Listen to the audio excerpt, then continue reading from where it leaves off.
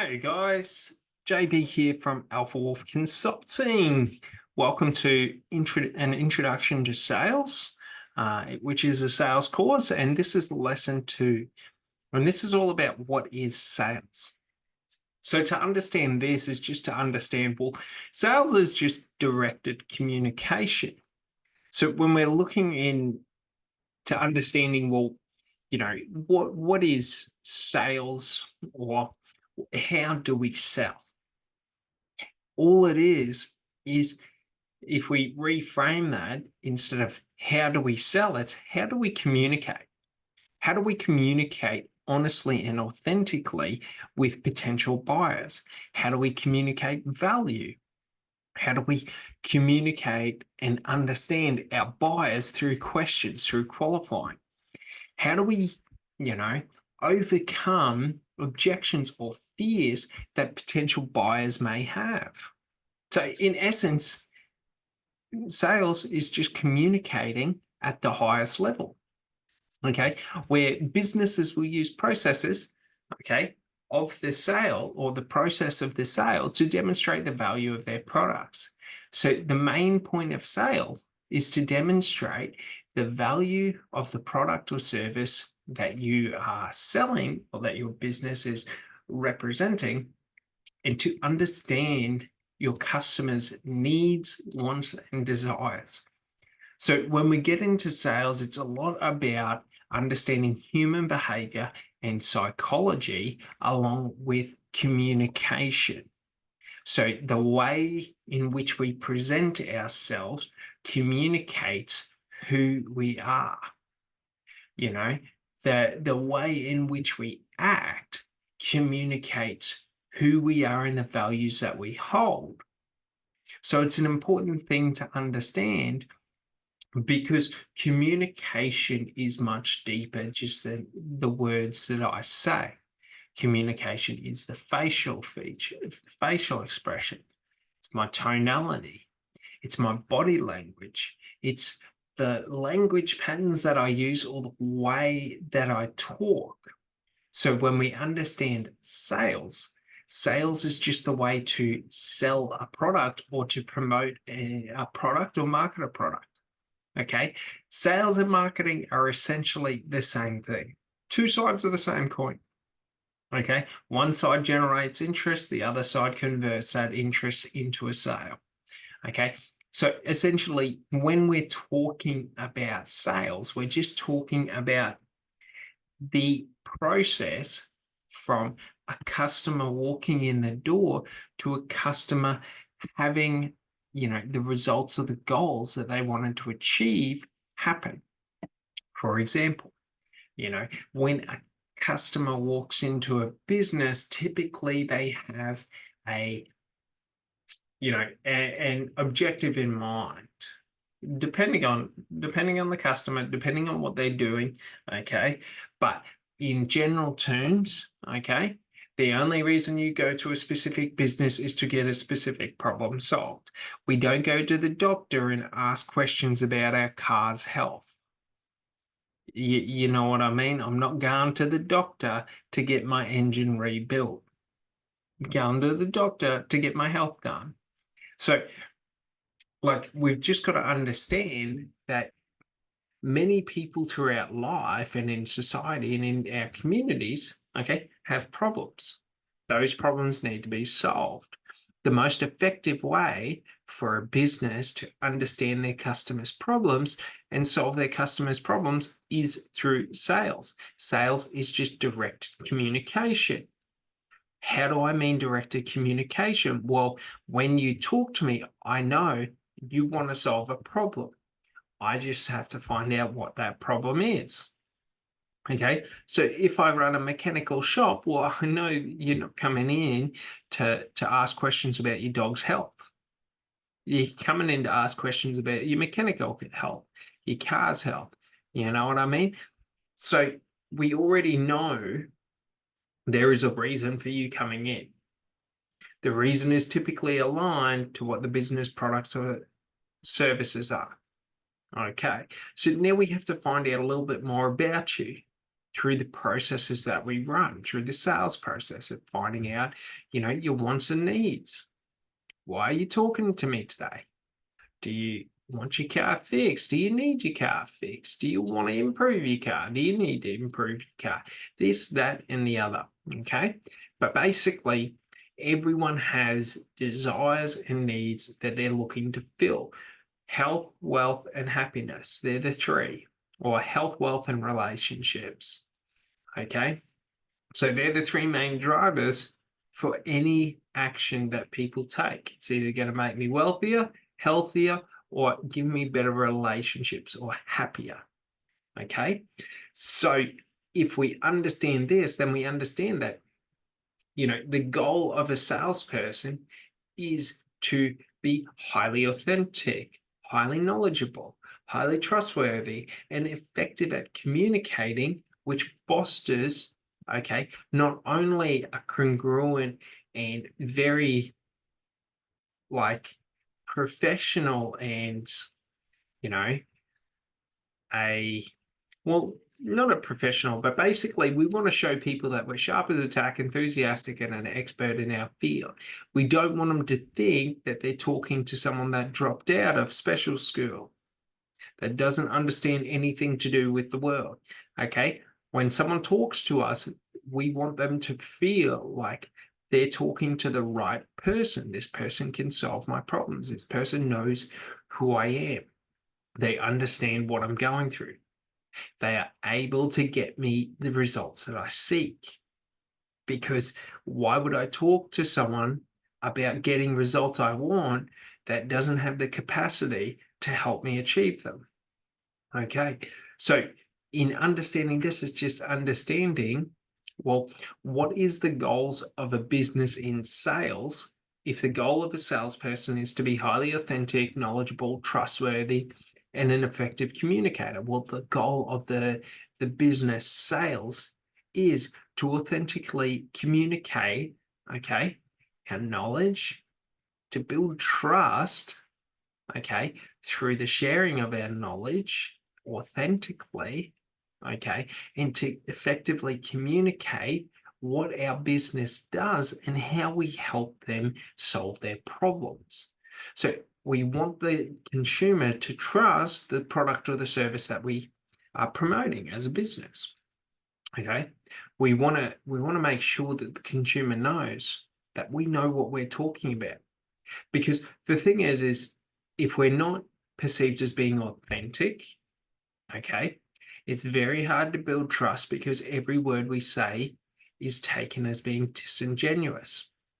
Okay, if we're not found to be someone of knowledge, okay, then the information we provide, okay, the information we provide to consumers will not be acted on because they do not trust that we know what we're talking about.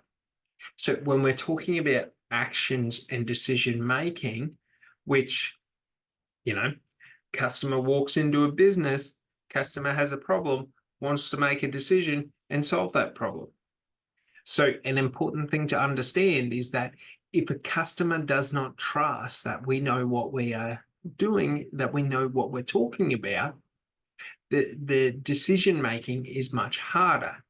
If a customer thinks that our motives or intentions are disingenuous, it's harder because they doubt and cross-reference every word said.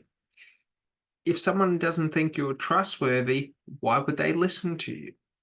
So do you sort of see how every aspect of sales is about communicating, and it's about communicating effectively and efficiently? So to communicate effectively, people must trust the words we say. They must trust that we know what we're talking about, and they must trust that we are being authentic and honest with them. Okay. It's the same for a business. If I don't trust your product, okay, if I don't think you understand or know what you're talking about in terms of, solving my problem, if I don't think you're being genuine with me, like you're not able to communicate with me because I don't believe you. Why would I listen to you if I don't believe you? So we have all these ways that low quality salespeople use, and you know, ineffective communicators to try and do it. So things like using, pace language, you know, using psychological, like psychology against people. So, boxing people in, leading them, manipulating them, directing them, you know, withholding information, misleading people. So there are all these negative aspects of sales, and there are all these positive aspects of sales. Essentially, it's just communication. There are negative ways to communicate, there are positive ways to communicate. People get to choose. Some people like to lie, cheat, and steal. Some people like to be honest, trustworthy, and genuine. Like, that's it. So when we understand this, we just have to understand that, for our buyers, if we can get across that, hey, I am who I say I am, I know what I'm talking about, you can trust that the words I say are not lies because of the values that I hold. So if we understand this, it's just, our goal is to build a relationship with the buyer, one that is authentic, okay, one that has high amounts of trust, okay, and one where you, as the salesperson or the business, are basically not above other people, but basically you're trusted as, in your space, you are the number one contender. Okay, it doesn't mean that we're in competition with other people. It just means if I run a computer shop and you walk through that door, when you walk through that door, you should know that, like, I understand exactly what I'm doing. I understand what I'm doing. I know every aspect of the service that I provide or the products that I provide. Okay, you can trust me because I'm not out to sell you shonky wares. Okay, so how do we get this across? Essentially, we're presenting our values. We're walking the walk, not talking the talk. Okay, it's not about convincing people with our words. It's about convincing people with our actions. And that's an important aspect of sales, is that if I lie, cheat, and steal and manipulate you, okay, I can't claim to be authentic and honest and transparent. Okay, so like, our values are what a lot of people, okay, well, all of us, to every one of us, okay, our values are how we connect interpersonally. If your values are to lie, cheat, and steal, well, I wouldn't be comfortable being around you because you're going to lie, cheat, and steal with me. So essentially, what we're trying to do when we're talking about the communication side is we're trying to communicate the company values or the business values to the consumer, so the consumer knows if they align with this company or if they don't align with this company. Okay, but we want to do it authentically, without all the raz and daz, without the theatrics of sales. We just want to tell you authentically in plain English. We don't want to be using all these big words, trying to confuse you, trying to make you feel insecure that you don't know what I know, and all of this. Like, we want to build trust. Trust is built through actions, through how you carry yourself, the values you hold, your past activity. If you've, fucked over 20 different customers before I walk through the door, and I know you fucked over 20 different customers, and I walk through the door and you tell me I'm not going to fuck you over, mate, Like past experience has told me you are. Like that's just that. So we just want to understand that what we're trying to do is communicate in sales. Okay, this is what sales is: communication at the highest level and building the strongest relationships. When we have that and we match that with, you know, directed intention, you walked into a computer shop because you've got computer issues. You didn't walk into a computer shop to order a pizza. Like, we understand you're in here to solve a problem. What is that problem? If you know, like, and trust the business, well, you're going to be more forthright and forthcoming. If you know, like, and trust the person that works in the business, you're going to be more forthcoming. You're going to defer to the expert knowledge of that individual. You're going to trust the advice that you get and you're going to action it. And we see this every day. But the problem is, the flip side is the manipulation side. So, for example, if I make my products more exclusive to the point where it excludes 90% of people intentionally to create hype, i.e., fashion companies, fashion designers, all of these, limited runs of stock where these shoe manufacturers will do however many shoes they do so that they can jack up the price, just like they do with the oil. They limit the amount of oil that they're barreling per day, the oil supply, so that they can artificially increase the prices. So, I can limit the amount of time that I operate in to increase the value of that time because more people want it. But there are many different areas where this works and doesn't work.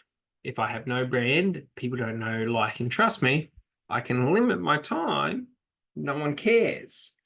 So it's understanding the personal brand and all of this, the company brand, the reputation of the company, the reputation of the salespeople, the reputation of the products or services, the reputations of the industry, all these different things. So we just want to understand that, it's just about effective communication, asking questions, presenting information or features and benefits of the product or service that you promote, asking for the order, overcoming perceived negative events or perceived objections. I.e., let's say we're a marketing business and we market to small businesses and we've got, let's say a promotion going where we help small businesses get their first 100 customers. Okay, so we're able to, ask questions about their business. How do you go and getting customers? How do you do this? How do you go doing this? Okay, and we're able to find out where their position is. If they're a business with 100,000 customers, the offer is irrelevant to them. If they're a business with 3 customers, the offer is highly relevant to them. So it's just through understanding the differences between, like, we're qualifying and asking questions to know that, this product or service that I'm offering meets and meets your needs you're looking for or achieves the goal that you want. Okay. And then what we're able to do is effectively communicate that to someone. But communication is one of those things. If I think that you are constantly lying through your teeth to me, anything you say will be ignored. So we have to build a relationship based in trust, authenticity, knowledgeability, all these different things. Like, if we cannot build a relationship, we cannot sell to anyone because Like, if we don't have a relationship, it's much harder to communicate with. For example, when you bump into someone on the street that you have no idea who it is, like, you're not going to tell them your life story in the first 5 seconds. You're not going to tell them private or confidential information. Not so much confidential information, but you're not going to tell them intimate or things that make you insecure about yourself. You're not going to walk up to them and say, oh, you know, like, how's your day going? I'm insecure about my teeth. Like, you're not going to say things like that. But with someone that you trust, that you have a stronger relationship, we open up more. So essentially, throughout sales or the sales process, what we're trying to do is we're trying to build a relationship, okay, communicate effectively. Build the relationship, communicate effectively. Build the relationship, communicate effectively, and keep going until we get to a point of complete honesty where the customer will defer to you as being the expert, okay, and they will trust what you are saying, and they defer to you, trust what you are saying. And this is how we get them to take action, because if people don't know, like, and trust you, they're not actioning any advice that you give, unless we manipulate the environment by saying, if you take this action, you'll get $1 million. Okay, so think about it in your own life. Think about it in society. A good company builds a relationship, communicates effectively, builds a relationship, communicates effectively. A poor or low quality company, what is their main tool? Discounts, perceived saving, money back, exclusive limited time offer. So, you know what I mean? Like, one, we can build up the price. Two, the second option, our only tool is to overinflate and then dramatically reduce the price. This is how retail works. Retail increases the price of products 100 to 150 to 200% so that they can then reduce it by 80% and have a massive sale. Like, so, we got high quality salespeople and then we got low quality salespeople. Low quality salespeople typically only have manipulation as a tool in their belt. A low quality person can only reduce the price to increase, the perceived value. A high quality person can increase the price while simultaneously increasing the perceived value. Okay, so I hope this gives you a little bit more of an understanding that there are two ways to sell. Okay, the two ways are ethically or unethically. Sales is communication. So in sales, there is ethical communication and there is unethical communication. That's it. People either want your product or service or they don't want your product or service. Like, it's not about trying to overcome and convince people on the spot. It's sort of like this. If we think about it like, picking up a girl at a bar, some guys will go in hard and try and smooth talk and try and talk them straight back into bed. Other people will just go up and talk. And if it goes, it goes. If it doesn't, it doesn't. Okay. Like, the difference is if we take a longer approach to where we're trying to get to know and we're trying to build a relationship, okay, that relationship's going to be much longer lasting, but also that relationship is going to be much stronger. If we're trying to achieve a result in the shortest span of time, okay, and we don't care about building relationships and we don't care about,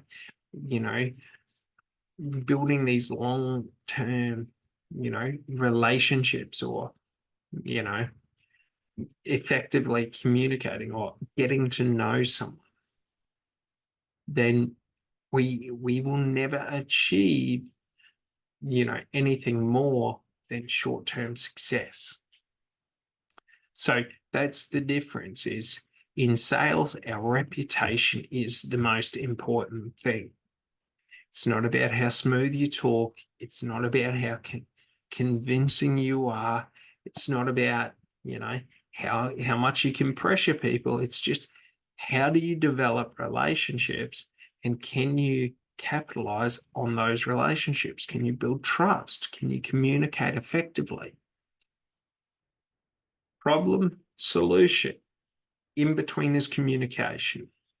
Customer has a problem, we have the solution. We have to communicate that effectively to achieve the results that the customer wants. All right. Well, I hope you had a great day, and this is lesson 2 over. I'll see you on the next one. Thanks so much. Bye.